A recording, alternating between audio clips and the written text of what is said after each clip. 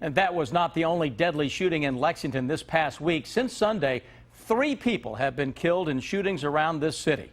Now, last year, there was a string of shootings in June. The year before that, it was August. WKYT investigative reporter Mark Barber asked Lexington police if shootings and other violent crimes follow a pattern every season. Police say it depends, so what are they doing about crime in the summer? Earlier this week, gunfire erupted 5 different times. In just 32 hours, 9 people were shot. 3 of them died. There tends to seem to be a spike in crime when summertime rolls around and school lets out and then it starts to get hot. 2 months ago, James Brown became the councilman in District 1, where some of the recent shootings have happened.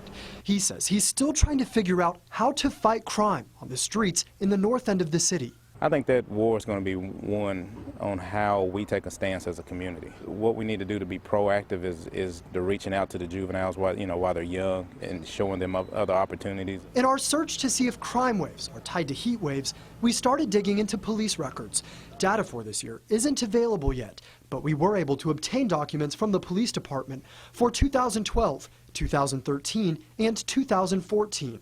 In those 3 years, the majority of crimes that police track started increasing in May and stayed strong through the summer before dipping in the fall. While overall crime appears to be up in the summer, police say you can't predict the rise and fall of violent crime based on the season.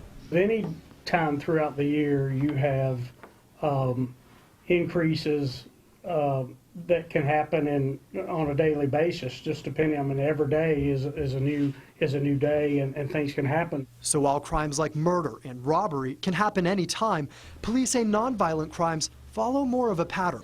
I think in general there is a little bit of a rise in the summer months on crime trends. And when you look at it, it's just because there's more activity going on outside, there's more events, there's more people outside. So there are some things, such as property crimes, that can go up during the summer months because of just the activity that's going on outside. According to police records from 2012 through 2014, crimes like assaults, burglaries, and thefts all spike in the summer. Because of that, Melissa Sudlicek, the commander on the north end of Lexington, says she starts using summer-specific strategies when the days get longer. We tend to use officers on bikes more to get out so they can have more contact with people in neighborhoods. We also monitor parks closer because of the activity level that obviously increases in parks in the summer. Crime here isn't just a police issue. Some community groups are already working to cool tempers in these hot months.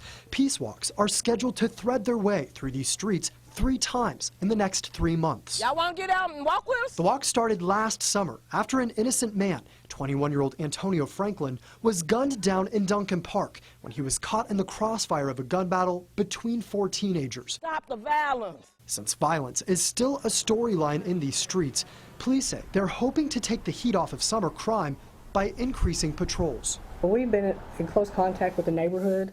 We've had officers out walking the neighborhood, talking to people. We've put extra officers in the area.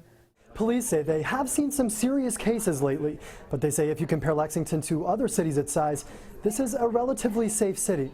They say what happens in the next few months is unpredictable, but if you compare the first 5 months of this year to the first 5 months of last year, crime is down. In the newsroom, Mark Barber, WKYT. We also asked police how many extra officers they have on patrols, but they said that was a tactical detail that they could not release.